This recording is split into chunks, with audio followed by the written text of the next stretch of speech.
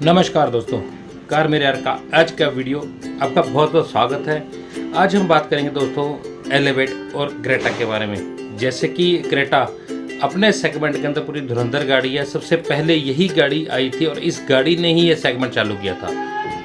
उसके बाद ये गाड़ी नंबर 1 की कगार पे बनी हुई है और अब तक इसका कोई भी नज़दीकी सानी नहीं है। ये क्रेटा अपने कंटेंडर को पीछे छोड़ देती है।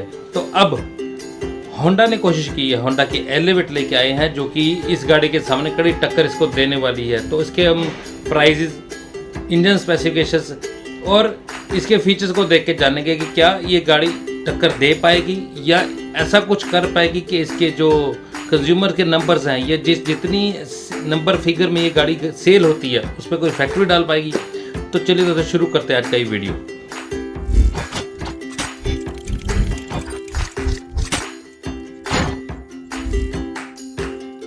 सबसे पहले बात करते हैं दोस्तों इनकी कीमतों की। एलिवेट से शुरू करते हैं दोस्तों। एलिवेट का बेस वेरिएंट आता है SV नाम से 10,99,000 रुपये उसकी कीमत रखी गई, यानी कि तकरीबन 11 लाख रुपये से इसकी कीमतें शुरू होती हैं। क्रेटा में देखें तो E नाम से इसका वेरिएंट आता है। दोनों ही 1.5 लीटर के हैं। 10,87,000 रुपये की गाड़ी है, यानी कि तकरीबन मिलते जुलते इसी कीमतों वाले बेस वेरिएंट के हैं। आगे चलो V वेरिएंट आता है।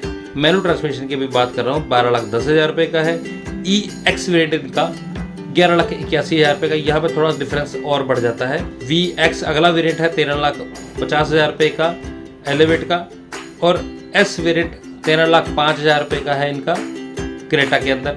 और ZX वेरिएंट की अगर मैं बात करूँ तो 14,90,000 रुपये का टॉप ट्रिम मैनुअल ट्रांसमिशन के अंदर। लेकिन अगर S प्लस नाइट एडिशन की मैं बात करूँ तो 13,96,000 रुपये का है। तो यहाँ पे देखें तो काफ़ी सारे वेरिएंट हैं। इसके आगे भी 2 वेरिएंट और आते हैं जो कि इस कीमत के बराबर पहुंच जाते हैं, जहां पे ZX की कीमत जाती है। SX एग्जीक्यूटिव मॉडल और आता है 13,99,000 रुपये का, और SX टॉप वेरिएंट जो आता है 1.5 लीटर में वो 14,81,000 रुपये का है। तो मेरे कहने का मतलब ये है कि यहाँ पे 4 हमें वेरिएंट मिल रहे हैं, इधर हमें 7 वेरिएंट के करीब मिल जाते हैं, जो कि चूज़ करने में हमें थोड़ी सी आसानी हो जाती है।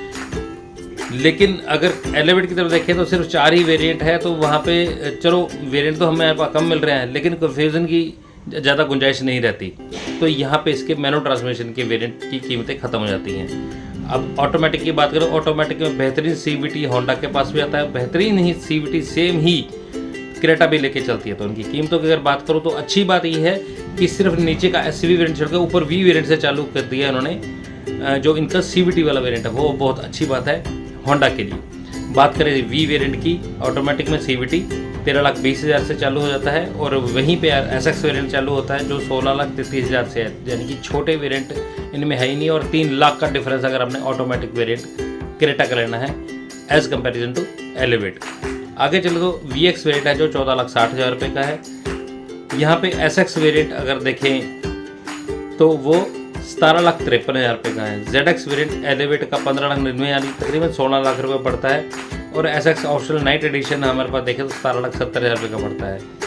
या कुल मिला के यहाँ पे देखा जाए तो टॉप ट्रिम जहाँ पे ख़त्म होता है 16 लाख रुपये के करीब ZX वेरिएंट एलिवेट का, वहाँ पे इनका बेस वेरिएंट CVT ऑटोमेटिक का शुरू होता है 16,33,000 रुपये में क्रेटा का।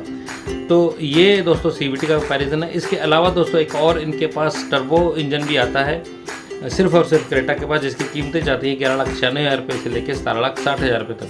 हम उसकी बात नहीं करेंगे क्योंकि इनके पास कोई भी एलिवेट के पास ऐसा कुछ इंजन ऑप्शन नहीं आती, और साथ में ही डीजल ऑप्शन भी आती हैं ऑटोमेटिक के अंदर, जो 19 लाख और 19,20,000 के 3 वेरिएंट इनके पास आते हैं। तो उसके बारे में भी बात करने का कोई फ़ायदा नहीं, क्योंकि सिर्फ और सिर्फ पेट्रोल इंजन 1.5 लीटर का नेचुरल एस्पिरेटेड इंजन ही आता है। इंजन की अगर बात करें तो एलिवेट में कौन सा है मैंने आपको बताया, जैसे 1497 सीसी सेम ही है तकरीबन। इंजन में कोई ज़्यादा फर्क नहीं है। 1.5 लीटर के 4 सिलेंडर वाले दोनों गाड़ियों के अंदर इंजन डाले गए हैं।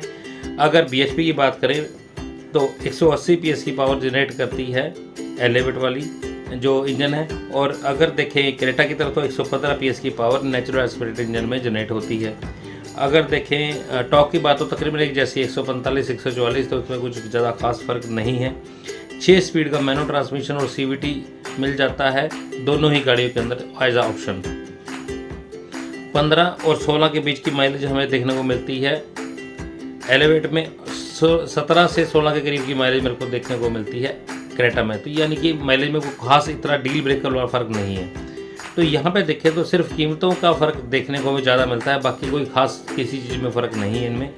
साइज़ देखते हैं कहाँ मैटर करता है, साइज़ वाकई मैटर करता है। साइज़ में अगर लेंथ की बात करूँ तो 4312 है एलिवेट की लेंथ और 4300 सिर्फ 12 mm का फ़र्क है। ये कोई ज़्यादा बड़ी चीज़ नहीं, ये तो बाहर की जो एक्सेसरीज या क्लैडिंग्स वगैरह लगी होती हैं, बम्पर के ऊपर कुछ एक्सेसरी लगा दी गई होती है तो उससे भी कुछ फ़र्क पड़ता है, तो ये सिर्फ वही फ़र्क हो सकता है। कि अगर बात करें तो 1790 सेम ही है दोनों गाड़ियों की।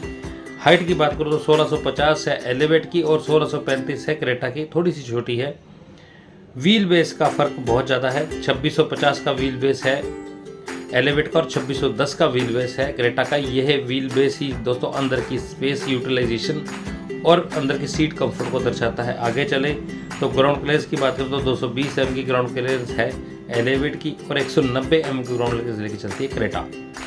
वहीं पे बूट स्पेस की बात करूँ 458 लीटर का हमें देखने को मिलता है एलिवेट के अंदर और 433 लीटर का क्रेटा के अंदर। यहाँ पे क्लियरली जो व्हील बेस वाली बात है कि वो भी दिखती है और अंदर सीट कंफर्ट भी हमें बड़े अच्छे तरीके डिफाइन होगा। यानी यहाँ पे हम समझ सकते हैं कि जो बैक सीट है, जो पिछली सीट है, उसके अंदर भी पीछे बैठने की जो जगह है उसमें सुविधा, रिक्लाइनिंग एंगल, लेग रूम, वो सब हमें थोड़ा सा ज़्यादा एलिवेट में मिल पाएगा। आगे चले तो फ्यूल टैंक की बात करो 40 लीटर का एलिवेट में है, 50 लीटर का क्रेटा के अंदर है।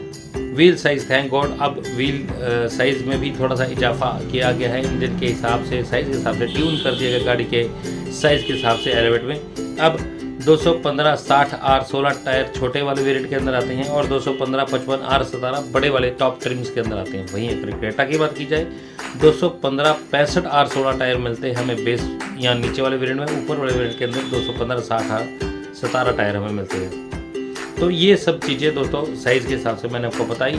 अब कॉमन फीचर्स की बात करते हैं जो दोनों गाड़ियों में सेम ही पाए जाते हैं। फंक्शनल जो फीचर्स है उसकी बात करूँ, वायरलेस चार्जिंग, ऑटो हेडलैम्प्स और ऑटो IRVMs, ये दोनों गाड़ियों में सेम ही पाए जाते हैं। सेफ्टी में 6 एयरबैग्स, ESP और चाइल्ड आइसोफिक्स, ये दोनों गाड़ियों के अंदर सेम पाए जाते हैं। स्टाइल की अगर बात करो LED टेल लाइट्स आजकल ट्रेंड चल पड़ा है, लेदरेट सीट्स हैं और मशीन कट एलॉयज है, दोनों गाड़ी के अंदर सेम ही है। एंटरटेनमेंट की बात की जाए तो टच स्क्रीन इंफोटेनमेंट सिस्टम दोनों गाड़ी में, एंड्रॉइड ऑटो, एप्पल कारप्ले की सुविधा भी दोनों गाड़ियों में मिल जाती है हमें, और साथ में ही डिजिटल डिस्प्ले है जो ड्राइवर के लिए MID के अंदर मल्टी इन्फॉर्मेशन डिस्प्ले, वो डिजिटल दोनों गाड़ियों में हमें मिल जाता है। लेकिन थोड़ा सा क्रिएटिव मेरे को क्रेटा में लगा ज़्यादा बेहतर। एलिवेट की अगर बात करूँ बस पॉजिटिव क्या है जो क्रेटा के अंदर नहीं है, LED fog lights, telescopic steering और सॉफ्ट टच का डैशबोर्ड उसमें ज़्यादा बेहतर तरीके से नज़र आता है हमें। अगर सेफ्टी की बात करूँ तो यहाँ पे ADAS 2.0 का इस्तेमाल किया गया जो अभी तक क्रेटा के अंदर नहीं आता। आने वाले वक्त के अंदर बहुत ही जल्द क्रेटा के अंदर ये चीज़ें डाल दी जाएंगी, क्रेटा पीछे नहीं रहेगी। अब क्रेटा के अंदर देखते हैं क्या है जो एलिवेट के पास नहीं है। फंक्शनैलिटी की बात करें, इलेक्ट्रॉनिक पार्किंग की जो सुविधा है वो सिर्फ और सिर्फ क्रेटा के अंदर है। प्रीमियम साउंड जो सब वूफर के साथ आती है वो क्रेटा में मिल जाएगी। Front ventilated seats, air purifier, driver modes, power adjustable driver seat, rear window curtains, ambient lighting और पैनोरामिक सनरूफ। अब दोस्तों सेफ्टी की बात करते हैं, सेफ्टी में क्या चीज़ बेहतर है। अभी यहाँ पे हम देखें तो tyre pressure monitoring system, rear disc brakes, 3 point seat belt pretensioner सभी पैसेंजर्स के लिए, तो ये सारी चीज़ें मिल जाती हैं हमें क्रेटा के अंदर।